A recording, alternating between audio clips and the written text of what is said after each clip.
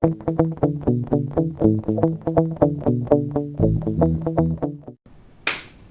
bem? Tô bem? Tô bem? Não. Tô legal? Não tô legal? Então se apresenta aí, pelo amor de Deus, para aquela câmera. Quem é você? Quem é você? Eu sou a Valérie Gondim, eu sou artista, sou produtora, tenho 32 anos, sou... O que mais que eu posso dizer? Se você quiser. Eu sou amazonense. Agora me pegou, Você não. não sabia? Não, pra mim tu era carioca. Não, eu sou amazonense, nasci em Manaus. É mesmo, Ué. Val? Mas eu cresci no interior do Rio, né? Cresci em Araruama. Eu vim preparado pra falar. Tô aqui com uma contemporânea não, como é que é? Conterrânea minha. E eu me peguei agora. Imagina se eu tivesse preparado todo o nosso bate-papo Não, mas assim, em cima da sua nascência no Rio de Janeiro. É porque eu nasci em Manaus, mas eu fui muito pequena pro Rio, né? A minha família foi quando eu tinha, sei lá, menos de 3 anos. Eu tinha 2 anos e pouquinho. Então tu não tem referência nenhuma de lembrança? Dessa época não, mas a minha família, minha grande família mora lá até hoje, assim, né? Só meu núcleo familiar que mora em Araruama. Mas, assim, meus tios, tanto por parte de pai... Meu pai é acriano, minha mãe é amazonense. E aí eles se conheceram em Manaus. Toda uma história, mas enfim. É uma mistura Mas toda a família do meu pai e da minha mãe mora em Manaus. Então, assim, eu cresci com muita referência de lá. Minha família indo muito lá pra minha casa pra passar férias, essas coisas. Tu me pegou muito agora. Você morou em Araruama. Morei em Já Araruama. passei alguns carnavais por aquele lado de lá. Terra é boa, terra boa. Minha família tem casa em Maricá. Maricá é um pouco mais ruim mesmo. É o Eduardo Paes que gosta muito. Gosta muito da casinha ali. O prefeito do Rio de Janeiro. Ele voltou a ser prefeito, não voltou agora? Ele gosta muito de Maricá, ele tem um carinho especial. Eu não conheço muito Maricá, não. E o pessoal de Maricá gosta muito dele também, é recíproco. Isso, não tem a ver, né, a relação ali. Cara, é interessante que eu realmente não lembrava dessa informação, eu não sabia dessa informação. De que eu era de Manaus? De que você era de Manaus. Mas a tua referência artística, ela vem do Rio, ela vem de Araruama? Então, onde você começou a fazer teatro? Eu comecei a fazer teatro em Araruama. Já morava... É porque eu morei em Araruama, isso, dos 3 até os 18, assim. Depois eu fui fazer faculdade e saí de lá. Mas eu comecei a fazer teatro em Araruama. Assim, eu tenho uma família meio de artista, assim. Sim. Meu avô tocava de pai, era violinista, sanfoneiro também. Tem alguém com nome, com seu sobrenome Tardino Gondim. que é um primo distante, mentira, não é meu primo não. Toca sanfona. Eu não sabia dessa informação, soube agora. O Gondim é um sobrenome bem comum no Nordeste, assim, principalmente no Ceará. Enfim, na história da família é isso, né? Veio acho que de Portugal e aí veio essa família Gondim se criou no Ceará e foi se espalhando, assim. Então eu já vi algumas pessoas com esse nome. Aqui na Bahia tem umas meninas que têm esse sobrenome. Mas enfim, é isso. E aí meu pai e minha mãe canta muito bem e tal. Então assim, eu comecei a me envolver com arte cantando. Eu canto desde de criancinha, assim. E aí eu fui fazer teatro com 17 anos só. Parecido comigo também. Eu fui fazer teatro. Apesar da minha família não ter relação com arte, a sua já tem uma relação com arte. Sim. Eu fui fazer já no final do ensino médio, assim, muito por motivos aleatórios. Sim. Eu caí numa turma de teatro, assim. Araruama tem teatro? Tem um lugar de apresentação? Tem um grupo lá, que foi esse grupo que eu fiz parte, que é o Teatrama. Teatrama. Grupo Teatrama. Que é um grupo da cidade, assim, que é Teatro Mais Araruama. Original. Gente, isso é genial! Isso é genial! Pois é. Eu não tinha pensado nisso. Eu vim nisso. nesse lugar. Teatrama. Mas, enfim, quando eu comecei a fazer, o grupo tinha uns 5 anos de existência, assim. E aí, é um grupo de teatro amador, o que quer que isso signifique, mas era isso, assim, né? Um grupo formado ali pela galera que já estava fazendo um movimento. Já tinha uma galera que fazia teatro na cidade, já tinham outros grupos e tal. E aí, esse grupo era um grupo mais jovem, assim, os diretores eram mais jovens. E eu conheci eles, né, por outras vias, assim. E aí, enfim, o Teatrama foi a minha primeira escola, de fato, assim. Eu sempre falo isso para as pessoas, quando as pessoas me perguntam. Porque teatro de grupo, especialmente teatro de grupo de interior, assim, é tudo muito na mão grande, assim, né? Tipo, todo mundo chega fazendo coisa, assim. Eu entrei no grupo porque eu tava trocando ideia com a Perla Duarte, que é uma das diretoras. Sim. A gente fazia aula de dança junto e tal. E aí eu falei pra ela assim, pô, tenho uma vontade de fazer teatro e tal.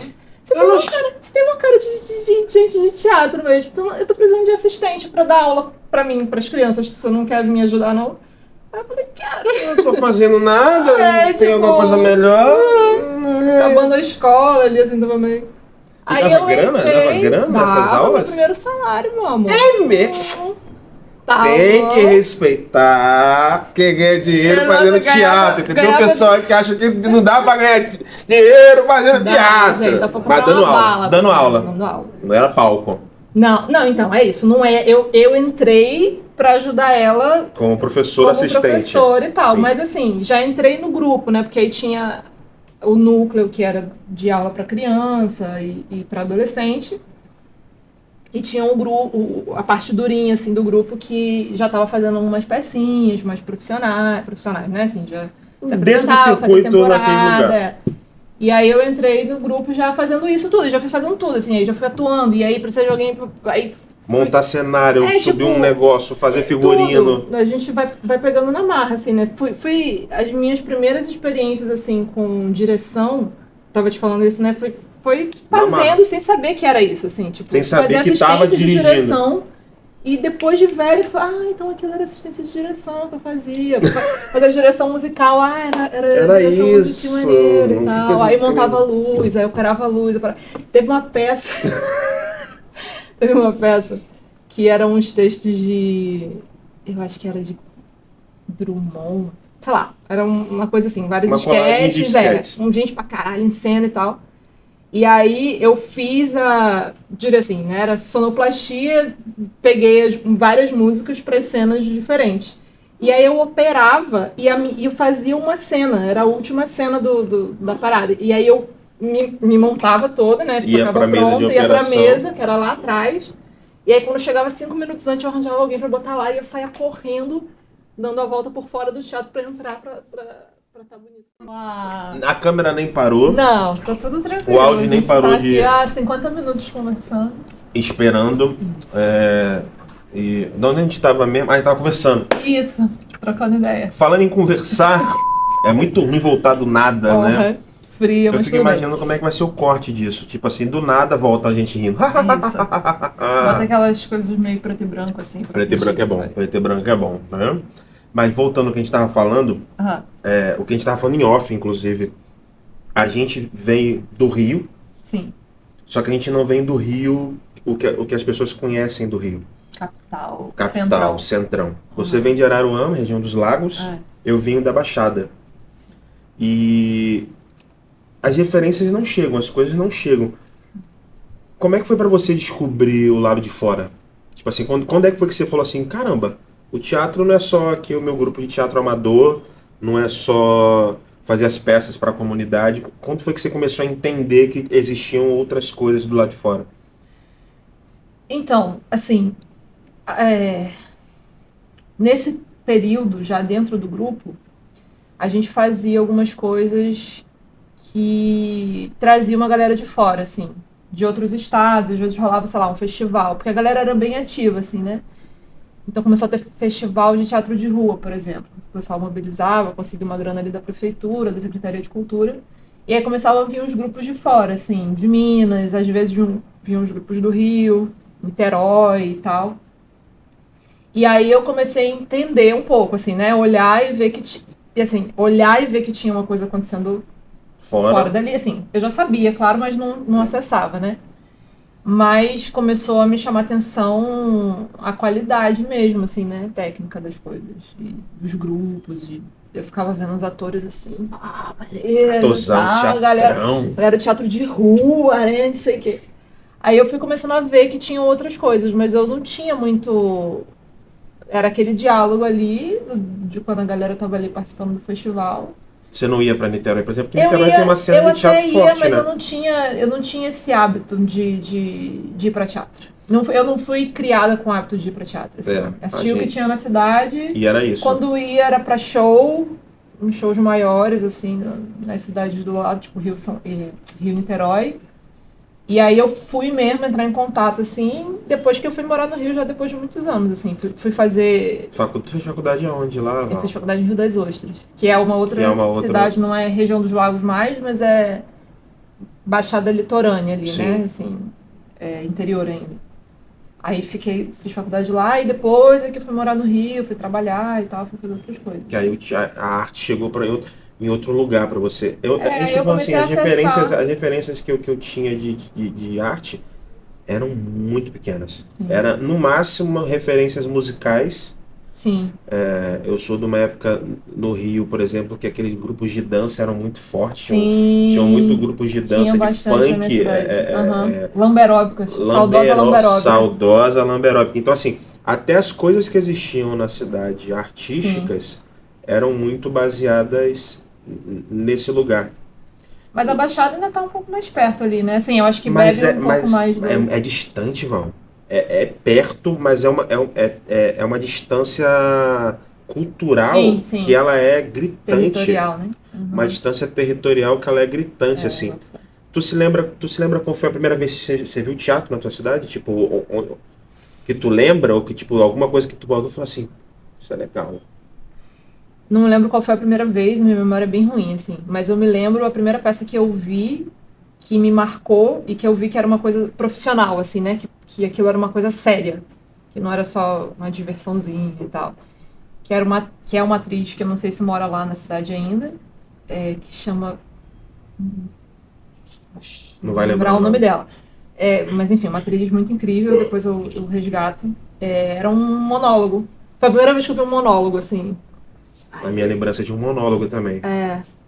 E aí foi uma coisa bem marcante, assim, porque era um texto dramático, porque tem isso também, assim, no interior, tem muito essa coisa do teatro mais popular, nesse sentido, assim, né, de muita comédia, fazer... Tipos pra caramba.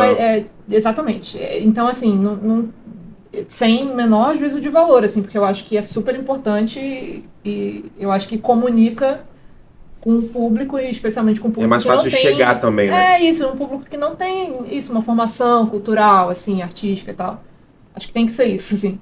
Mas é isso, eu não tinha muito acesso a outras linguagens, a outro, né, um outro tipo de texto, assim. Aí isso me marcou, mas eu já era mais velha. Eu me lembro, assim, que duas coisas me marcaram profundamente quando eu era mais jovem, assim, em relação ao teatro. Eu me lembro da primeira peça que eu fui assistir, não sei se era a primeira, mas é a primeira que eu me lembro, assim, que era uma peça de bruxinhas, as bruxinhas boas, um lance assim, mas eu me lembro que eu fiquei meio... aquele espaço, um monte de gente, não sei o que, uma pessoa... Ainda tem um negócio da pessoa ali no palco, são bruxas, não são...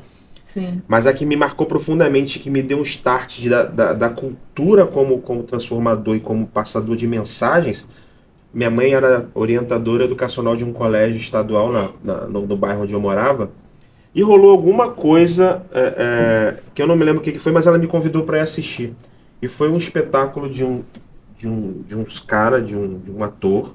Eu não sei se ele era ator, ou se ele é profissional, ou se ele era alguma outra coisa e também fazia teatro.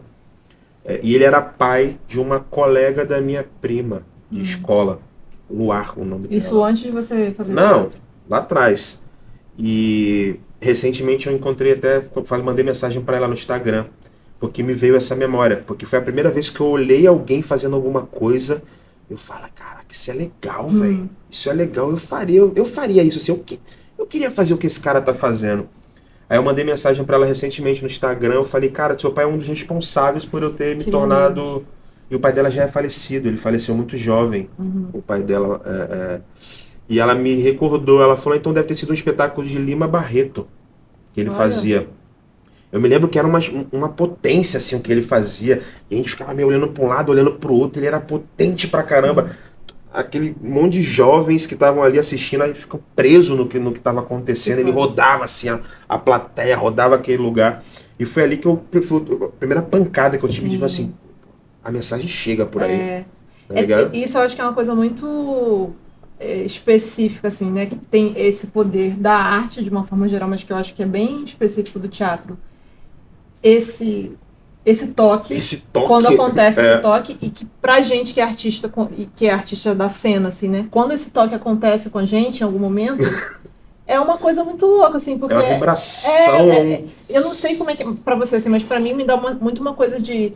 E que eu fico sentindo isso sempre quando vejo uma coisa muito boa, assim, tipo, tô assistindo uma peça e aquilo ali é muito bom e aquilo se comunica comigo, aquilo me dá uma potência de vida que me mostra que é como se aquilo potencializasse a minha capacidade de fazer aquilo, mesmo que eu não esteja em cena, no palco, assim, né? É um sopro criativo mesmo que alimenta.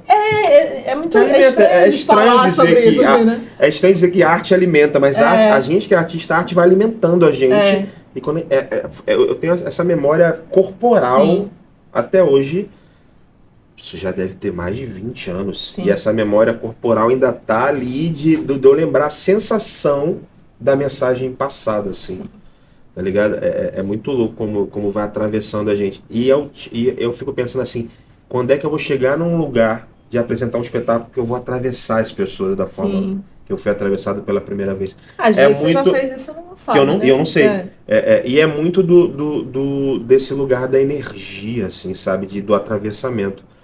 E eu acho que a gente vai buscando isso ao longo do caminho. E até na própria faculdade a gente vai buscando tentar criar esses atravessamentos para a gente tentar criar um discurso que atravesse as pessoas de alguma forma, sim, seja ela político, seja ela pessoal, de coisas que eu quero falar porque eu quero falar pessoalmente, sim, individualmente, ou no âmbito político, porque a gente está indo na faculdade, a gente acaba fazendo política também, de certa forma, com o que a gente monta. Claro. E você é estudante de direção. Uhum. Você como estudante de direção, tu pensa em algum caminho? Você tem alguma coisa que você queira fazer? Você entrou na faculdade de direção porque você queria trilhar algum caminho, alguma estética, ou você queria falar sobre alguma coisa, alguma temática, ou... Não. Não. Ou você entrou porque eu queria descobrir coisas? Eu entrei no curso de direção porque eu queria estudar teatro. Assim, eu fazia isso, né? Comecei a fazer teatro já há muitos anos atrás, e aí fui fazendo na marra, não sei o quê. Tive um momento da vida em que eu parei de fazer isso, não fazia profissionalmente e tal. Aí aconteceram algumas coisas assim comigo, fiz umas oficinas, umas coisas que me confirmaram o desejo de que eu queria me dedicar para isso profissionalmente. Especialmente em ser atriz, assim, né? Eu não tinha muito esse entendimento e tal, mas hoje, né, com o tempo fui entendendo que era um pouco isso. Mas aí eu queria estudar, porque eu não sabia nada de teatro, assim, sabia Sabia fazer como estava fazendo. Sabia fazer. Ou sei lá, se eu sabia, né? Mas tava ali fazendo. E aí eu já tinha dirigido umas coisas, assim, meio esporadicamente, meio por circunstância, porque ia ter uma pecinha, ou não sei o que, alguém precisava dirigir. E aí eu fui meio que tomando esse lugar e fui fazendo e descobrindo que eu gostava de fazer isso, assim. Aí quando eu cheguei aqui em Salvador, e eu fui começar, já sabia que eu queria estudar, aí fui começar a procurar as possibilidades e entendi que a UFBA era o caminho que eu, né, enfim, tava ali, alguém falou assim, lá. Tem que validar, tem que entrar na UFBA. Eu fui entendendo as possibilidades financeiras, coisas ali que assim, falei, UFBA, vamos lá. Aí... Vamos fazer CENEM? Isso, vamos fazer vestibular de novo, lá. Aí eu fui, e aí conversei com algumas pessoas que eu já conhecia pra entender que curso eu ia fazer, porque eu fiquei bem na dúvida, assim. E foi meio unânime, assim. Desculpa, amigos da interpretação, mas foi meio unânime. Da licenciatura.